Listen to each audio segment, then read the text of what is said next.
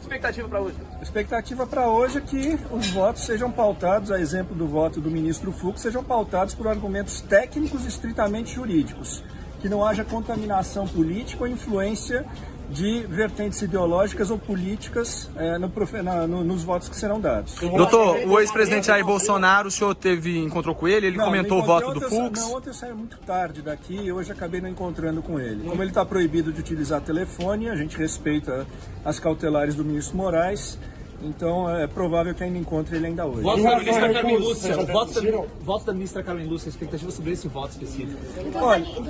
Olha, falo dos dois aqui. A minha expectativa é o que eu acabei de responder a vocês, que sejam votos que se pautem de forma absolutamente técnica e jurídica. E se pautarem dessa forma, a única conclusão viável é a absolvição do meu presidente Bolsonaro, a exemplo do que foi dado no voto do ministro Fux. Teve algum voto que não foi jurídico? Olha, do que o senhor citou o Fux? Quando eu falo que não são técnicos, eu quis dizer o seguinte, eu tenho votos aqui, o conjunto de provas do processo não tem como não indicar uma absolvição. Então, eu tenho uma discordância frontal com relação aos votos do ministro Dino e do ministro Alexandre. Doutor, não há nenhum receio de que o voto do ministro Fux tenha uma repercussão negativa da seguinte forma: votou por condenar 400 daqueles que participaram do 8 de janeiro, não tiveram, por exemplo, a possibilidade de contratar advogados como o senhor e o Celso Vilardi, que o judiciário condena quem é pobre e poupa quem é rico? Acho que esse é um argumento muito raso e seria um argumento muito lamentável em se tratando da Suprema Corte. Acho que o aspecto aqui é outro. Nós não podemos misturar, e o ministro Fux fez essa separação, fez essa clivagem de maneira muito clara. O caso não está vinculado ao 8 de janeiro. O 8 de janeiro e o que se apura aqui não estão conectados.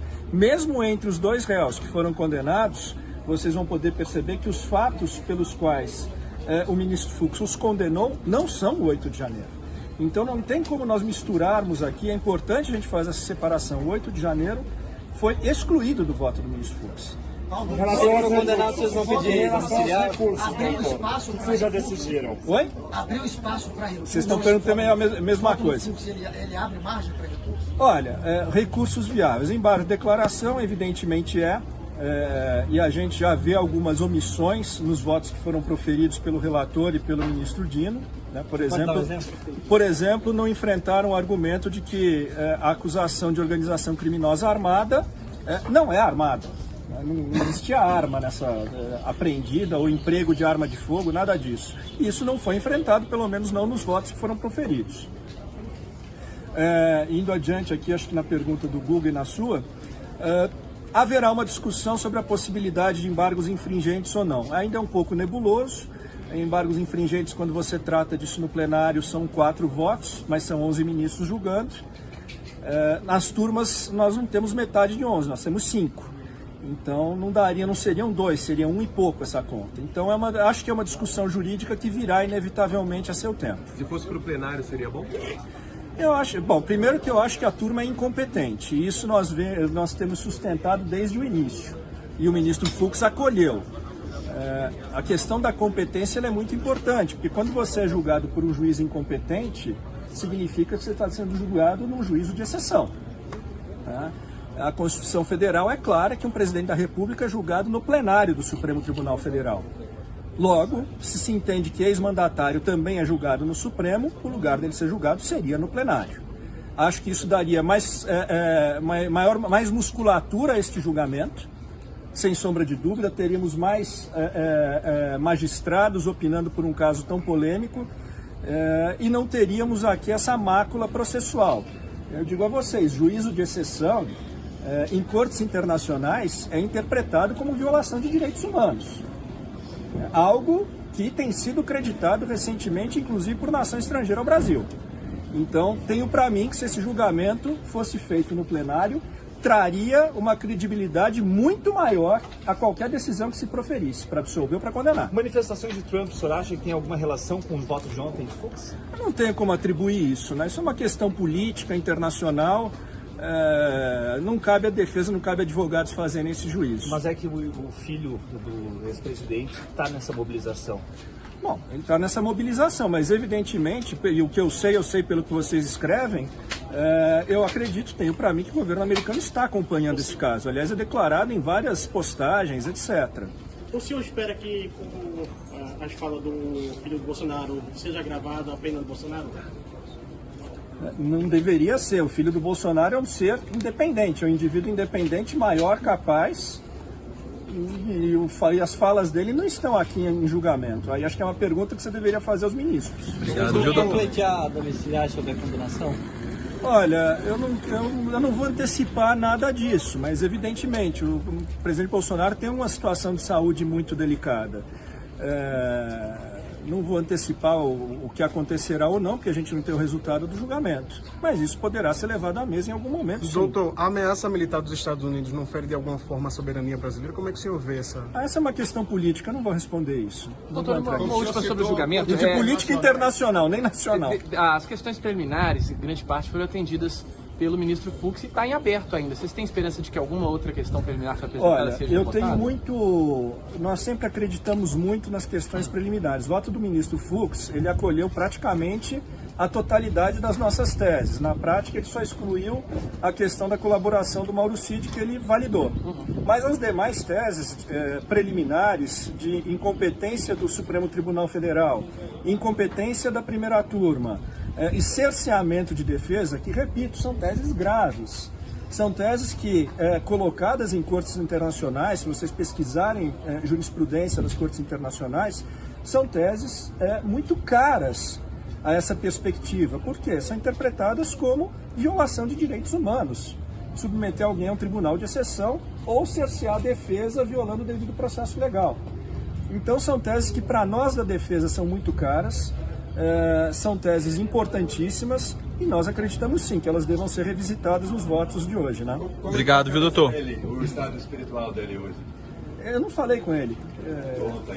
Não falei nem ontem nem hoje. Ele está proibido de usar telefone, a gente cumpre as cautelares. Talvez hoje eu encontre mais tarde. Doutor, o senhor citou 2 horas e 13 minutos, você acompanhou então aí toda a entrevista coletiva na íntegra de um dos advogados do ex-presidente Jair Bolsonaro, Paulo Cunha Bueno. Quase 10 mil pessoas acompanhando aqui simultaneamente a nossa transmissão. Muito obrigado pela sua audiência e faço só um pedido. Deixa aí o seu like, a sua curtida, nova meta de 4 mil likes. Faltam só 300 likes, 300 curtidas. E enquanto não é iniciado aí o voto da ministra Carmen Lúcia, para quem não acompanhou tudo, a gente vai rever essa entrevista coletiva do advogado Paulo Cunha Bueno, inclusive com várias perguntas do nosso correspondente João Paulo Biagi. Vamos rever e você continue aí deixando o seu like na sua tela. Vamos lá. Expectativa para hoje? Expectativa para hoje é que os votos sejam pautados, a exemplo do voto do ministro Fux, sejam pautados por argumentos técnicos e estritamente jurídicos, que não haja contaminação política ou influência de vertentes ideológicas ou políticas nos votos que serão dados. Doutor, o ex-presidente Jair Bolsonaro, o senhor encontrou com ele? Ele comentou o voto do Fux? Não, ontem eu saí muito tarde daqui e hoje acabei não encontrando com ele. Como ele está proibido de utilizar telefone, a gente respeita as cautelares do ministro Moraes. Então é provável que ainda encontre ele ainda hoje. Voto da ministra Carmen Lúcia, voto da ministra Carmen Lúcia, expectativa sobre esse voto específico. Olha, falo dos dois aqui. A minha expectativa é o que acabei de responder a vocês, que sejam votos que se pautem de forma absolutamente técnica e jurídica. E se pautarem dessa forma, a única conclusão viável é a absolvição do meu presidente Bolsonaro, a exemplo do que foi dado no voto do ministro Fux. Teve algum voto que não foi jurídico? Olha, que o senhor citou o Fux? Quando eu falo que não são técnicos, eu quis dizer o seguinte, eu tenho votos aqui, o conjunto de provas do processo não tem como não indicar uma absolvição. Então, eu tenho uma discordância frontal com relação aos votos do ministro Dino e do ministro Alexandre.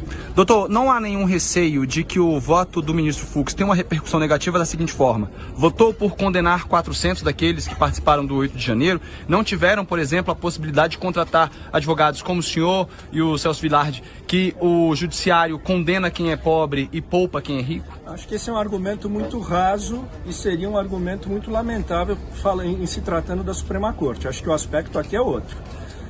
Nós não podemos misturar, e o ministro Fux fez essa separação, fez essa clivagem de maneira muito clara. O caso não está vinculado ao 8 de janeiro. O 8 de janeiro e o que se apura aqui não estão conectados. Mesmo entre os dois réus que foram condenados, vocês vão poder perceber que os fatos pelos quais o ministro Fux os condenou não são o 8 de janeiro. Então não tem como nós misturarmos aqui, é importante a gente fazer essa separação. O 8 de janeiro foi excluído do voto do ministro Fux. Em relação aos condenados, vocês vão pedir auxiliar? Abriu espaço para Vocês já decidiram? Oi? Abriu espaço para recursos. Vocês estão perguntando também a mesma coisa. Ele abre margem para recursos? Olha, recursos viáveis. Embargo de declaração, evidentemente e a gente já vê algumas omissões nos votos que foram proferidos pelo relator e pelo ministro Dino. Né? Por exemplo, não enfrentaram o argumento de que a acusação de organização criminosa armada não é armada. Não existia arma apreendida ou emprego de arma de fogo, nada disso. E isso não foi enfrentado, pelo menos não nos votos que foram proferidos. Indo adiante aqui, acho que na pergunta do Google e na sua, haverá uma discussão sobre a possibilidade de embargos infringentes ou não. Ainda é um pouco nebuloso. Embargos infringentes, quando você trata disso no plenário, são 4 votos, mas são 11 ministros julgando. Nas turmas, nós não temos metade de 11, nós temos 5. Então não seriam 2, seria 1 e pouco essa conta. Então acho que é uma discussão jurídica que virá inevitavelmente a seu tempo. Se fosse para o plenário, seria bom?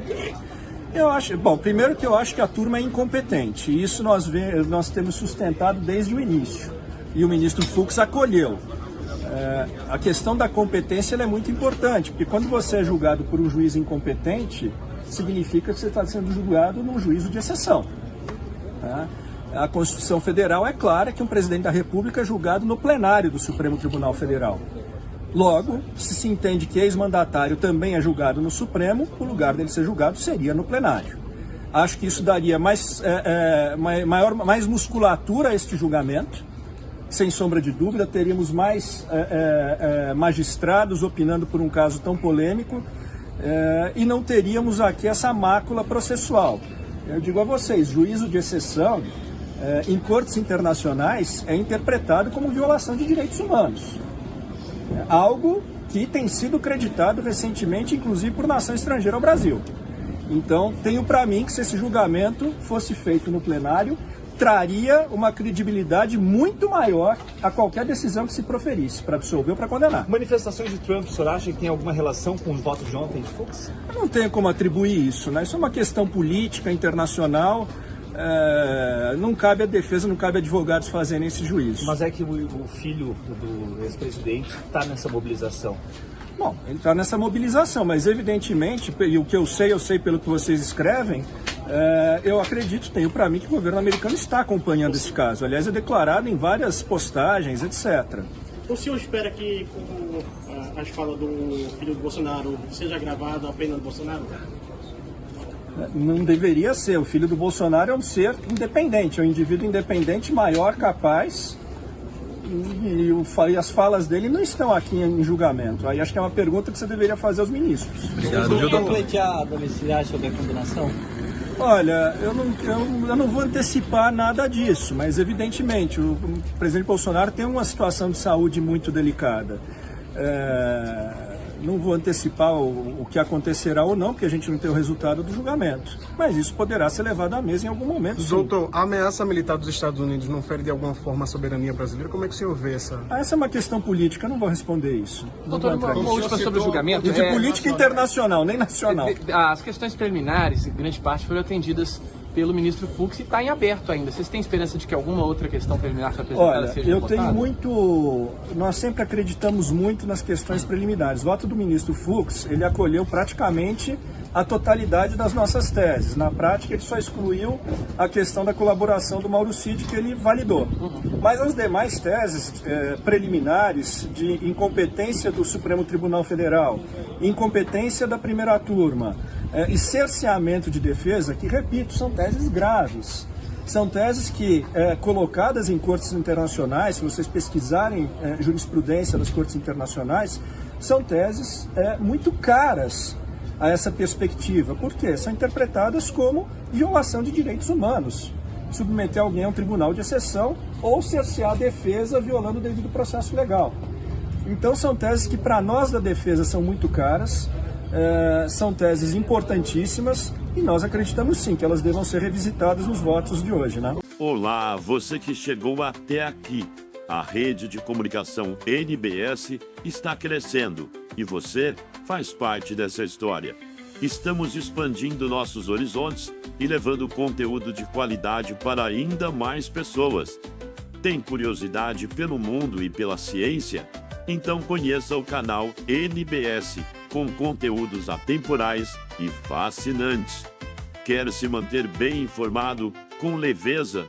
O NBS Notícias te traz o cotidiano de um jeito que prende. Se o que te move são histórias reais e emocionantes, vem com a gente no canal História para Emocionar. Ama o universo pet? O repórter Conradinho tem um canal só dele, voltado aos nossos melhores amigos de quatro patas. E para quem não perde uma fofoca quentinha, o Te Contei é o seu novo vício. Além disso, temos canais darks em vários idiomas, levando nossa linguagem única para um mundo. E não para por aí. Quer interagir com a gente? Acesse o nosso site, redes sociais e os perfis oficiais do repórter Milton Santos. Todos os links estão nas descrições dos nossos vídeos. Somos gratos por cada curtida, cada comentário, cada compartilhamento e por cada nova inscrição. Você que já está com a gente, o nosso muito obrigado por acreditar nesse sonho. E se você está chegando agora, seja muito bem-vindo à família NBS. Sua presença nos honra, nos inspira a fazer cada vez mais e melhor, porque aqui a nossa missão é clara: levar conteúdo que te informa, te emociona e te diverte. Rede de Comunicação NBS. A gente se vê por aqui.